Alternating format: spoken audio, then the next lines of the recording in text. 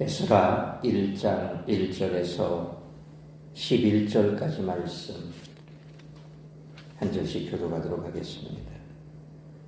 바사왕 고레스 원년에 여호와께서 예레미야의 입을 통하여 하신 말씀을 이루게 하시려고 바사왕 고레스의 마음을 감동시키심에 그가 온 나라에 공포도 하고 조소도 내려 이르되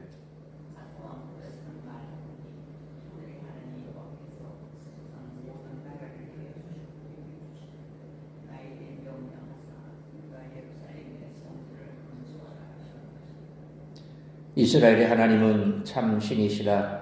너희 중에 그의 백성 된 자는 다 유다 예루살렘으로 올라가서 이스라엘의 하나님 여호와의 성전을 건축하라.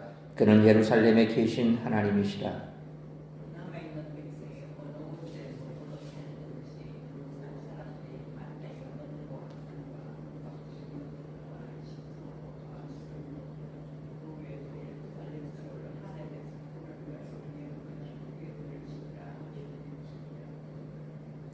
이에 유다와 베냐민 족장들과 제사장들과 레위 사람들과 그 마음이 하나님께 감동을 받고 올라가서 예루살렘에 여호와의 성전을 건축하고자 하는 자가 다 일어나니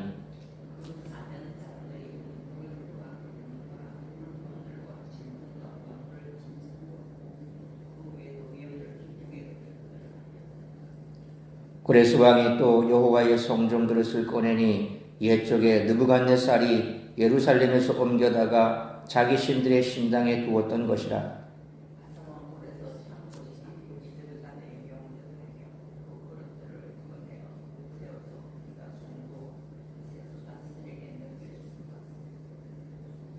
그 수는 금접시가 30개요 은접시가 1000개요 칼이 29개요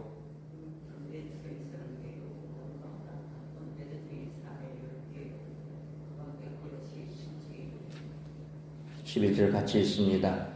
금, 은 그릇이 모두 5,400개라. 사로잡힌 자를 바벨론에서 예루살렘으로 데리고 갈 때에 세스바살이 그 그릇들을 다 가지고 갔더라. 아멘. 에스라서는 고레스 원년에 있었던 이스라엘 백성들의 귀환이라는 역사적 사건으로 시작합니다. 이제 이스라엘 백성에게 포로 생활이 끝나고 새로운 시대가 열린 것입니다. 고레스 원년은 바벨론에 이어 페르시아 제국이 출발한 해인 주전 538년입니다. 1절 말씀을 보면 에스라서는 이 사건을 예레미야 선지자가 선포했던 예언의 성취로 간주합니다. 이스라엘의 귀환을 허락한 사람은 페르시아 왕 고레스였습니다. 하나님은 고레스를 도구로 사용하셔서 이스라엘을 옛 땅으로 돌아오게 하신 것입니다. 에스라서의 저자는 이 사건의 배경을 여호와께서 고레스의 마음을 감동시키신 것으로 해석을 합니다. 고레스의 등장과 이스라엘의 귀환은 세계 역사를 주관하시는 여호와의 작품이었습니다. 이스라엘의 70년 만에 고국으로 귀환하게 된 것은 전적인 하나님의 은혜입니다. 따라서 2절에서 고레스가 한 말은 그의 신앙 고백으로 볼 수는 없습니다.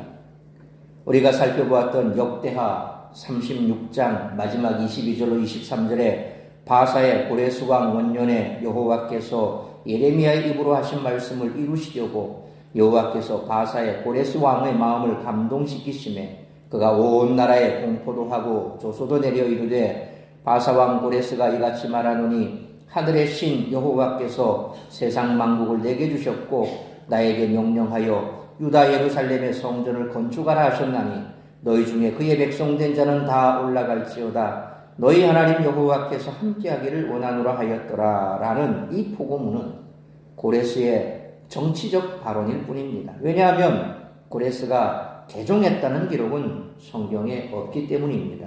오히려 다른 문헌을 보면 그는 바벨론의 무로닥을 섬기면서 제물까지 바쳤습니다. 그렇다면 그의 말을 어떻게 해석해야 할까요? 하나님은 제국을 통치하시는 고레스가 펼치는 정치적 제스처를 사용하여 유다의 귀환을 이루어 주신 것입니다. 하나님이 고레스에게 기름을 부으시고 이사야 45장 4절에 내가 나의 종 야곱 내가 택한 자 이스라엘을 위하여 내 이름을 불러 너는 나를 알지 못하였을지라도 내게 징후를 주었노라 이렇게 말씀하셨습니다. 역사는 하나님의 주권 아래 있고 믿지 않는 이들도 하나님 나라의 역사를 위해 쓰임받는다는 사실을 우리는 기억해야 합니다. 고레스의 조서에 이스라엘 백성들은 즉각 반응합니다. 페르시아 사람들은 자원하는 마음으로 성전 건축에 필요한 물품을 공급합니다. 이어서 바벨론이 탈취해 갔던 성전의 기물들도 유다 총독 세스바사를 통해 예루살렘으로 되돌아옵니다. 오늘 본문은 이 모든 일이 하나님의 역사로 이루어졌음을 1절에 이어 5절에서도 그 마음이 하나님께 감동을 받고 라는 말로 표현하고 있습니다. 바벨론으로부터 이스라엘에 귀하는 이스라엘 백성들에게 또 하나의 출애굽 사건입니다. 첫 번째 출애굽의 목적이 하나님을 예배하는 것이었듯이 바벨론에서부터의 귀한 목적도 예루살렘의 성전 중심의 신앙 공동체를 세우는 것입니다. 출애굽 당시 이스라엘 백성들이 애굽 사람들로부터 물품을 가지고 나온 것처럼 이번에도 역시 금은 그릇과 성전의 기물들을 가지고 나옵니다. 바벨론으로부터의 귀환도 출애굽 사건처럼 전적인 하나님의 은혜로 이루어집니다. 이처럼 친히 이스라엘 백성들을 회복하신 하나님은 지금도 하나님 나라를 회복하고 계시는 줄 믿습니다. 성도들에게 임하신 성령님을 통해 이 땅에서 하나님 나라는 이미 시작되었고 풍성한 은혜 가운데 온전히 회복될 줄 믿습니다. 따라서 이와 같은 오늘 본문의 말씀을 통해 우리들이 깨달아야 할 것은 첫째로 1절로 4절 말씀처럼 역사의 주관자는 하나님이시라는 것입니다. 바사 곧 페르시아 제국은 식민 국가들의 정치적, 종교적 자유를 허용하는 관용 정책을 베풀었습니다.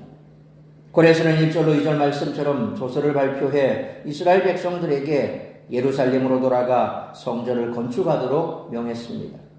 고레스가 관용 정책을 편 것은 예레미야 25장 11절로 12절 말씀처럼 하나님이 예레미야를 통해 전하신 말씀을 이루기 위함이었습니다. 하나님은 고레스의 마음을 감동시켜 약속을 성취하셨습니다. 심지어 고레스는 3절로 4절 말씀처럼 하나님이 참된 신이라고 고백하면서 이스라엘 백성들을 독려했습니다. 물론 고레스가 이렇게 고백했다고 해서 그가 하나님의 백성인 것은 아닙니다. 여기에서 중요한 것은 하나님은 당신을 믿지 않는 사람도 얼마든지 사용하신다는 점입니다. 이스라엘은 나라를 잃고 70년이라는 긴 세월 동안 이역만리에서 포로 생활을 하며 고통을 겪었지만 하나님은 당신이 정하신 때에 계획하신 대로 놀라운 일을 진행하셨습니다.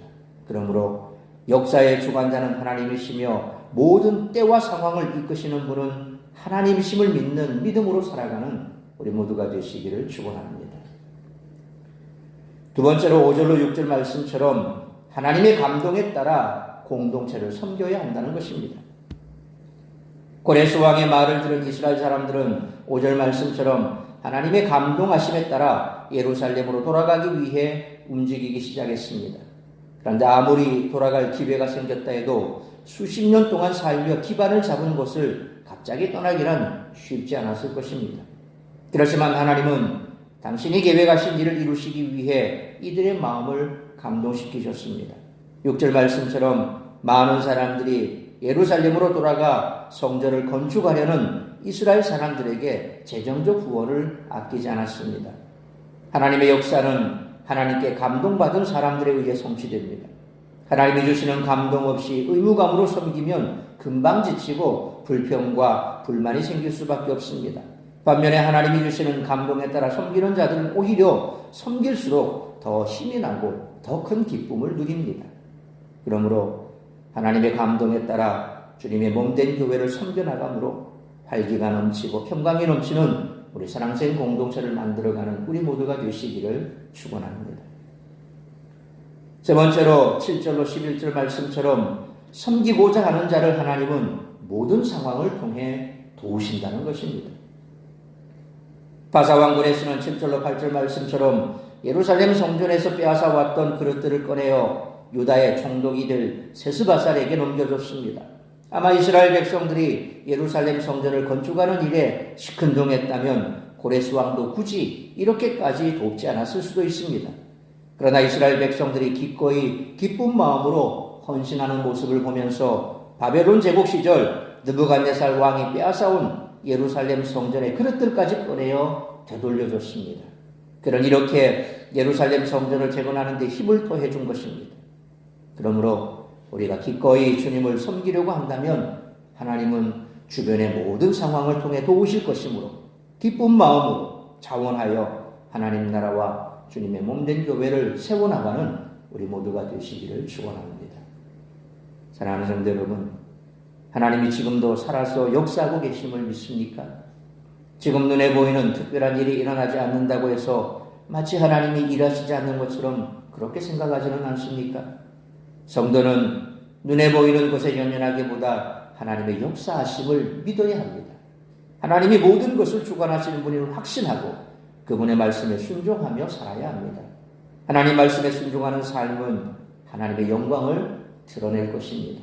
그러므로 역사의 주관자는 하나님이시고 모든 때와 상황을 이끄시는 분은 하나님이시기에 기쁜 마음으로 자원하여 하나님 나라와 주님의 몸된 교회를 섬기고자 하는 자를 하나님은 모든 상황을 통해 도우심으로 하나님의 감동에 따라 주님의 몸된 교회를 섬겨나가므로 활기가 넘치고 평강이 넘치는 우리 사랑생 공동체를 만들어가는 우리 모두가 되시기를 주님의 이름으로 축원합니다. 기도하겠습니다. 걸어가신 아버지 하나님, 은혜와 사랑을 감사합니다. 오늘도 걸어가고 복된 주일 말씀으로 예배로 하루를 시작하게 하시니 감사합니다. 오늘 주신 말씀처럼 우리가 이 땅을 살아가면서 무엇을 바라보느냐에 따라서 우리의 삶은 달라집니다. 또 어떤 마음으로 살아가느냐에 따라서 우리의 삶의 질도 달라집니다. 하나님만을 바라보고 믿음으로 살아간다면 세상의 어떤 상황 속에서도 우리는 좌절하고 낭망하지 않을 것입니다. 뿐만 아니라 하나님께서는 우리의 모든 필요를 아십니다. 내가 가진 것이 적고 또 하나님 앞에 할 수 있는 능력이 적다 할지라도 우리의 마음이 풍성하여져서 하나님 나라와 복음을 위해서 몸된 교회를 위해서 기쁨으로 자원하는 마음으로 섬기고자 한다면 하나님께서는 우리의 모든 필요를 더 풍성하게 채워주실 것이요 그로 말미암아 교회가 더욱더 풍성해질 줄로 믿습니다. 그러므로 우리가 오직 세상을 바라보지 아니하고 환경을 바라보지 아니하고 믿음으로 하나님을 바라보며 믿음으로 주어진 사명을 감당하기 위해 기도하고 간구하며 나아간다면 우리의 삶은 더욱더 풍성해지고 주의 몸된 교회를 세워나감에 있어 오히려 더 하나님의 영광이 드러나며 덕이 세워지고 뿐만 아니라 교회가 더욱더 평강해지고 또한 풍성해질 줄로 믿습니다. 우리 모든 성도들이 이런 믿음으로 주님 나라와 복음을 위해 몸된 교회를 위해 섬겨나가는 귀하고 복된 일꾼들 되게 하여 주옵시고 오늘도 우리가 기쁨으로 하나님을 예배할 때에 하나님의 이름을 부를 때에 우리의 삶 속에 있는 여러 가지 많은 어려운 문제들이 해결될 줄 믿습니다. 믿음으로 주님 앞에 나와 예배할 수 있도록 우리 성도들을 강군하여 주옵시고 오늘도 이 예배를 시작으로 드려지는 모든 예배 위에 우리 하나님 영광 받아 주옵시며 우리에게는 한없는 기쁨의 시간, 감격의 시간이 될 수 있도록 축복하여 주옵소서. 이 모든 말씀 우리 구주 예수 그리스도의 이름으로 기도하옵나이다. 아멘.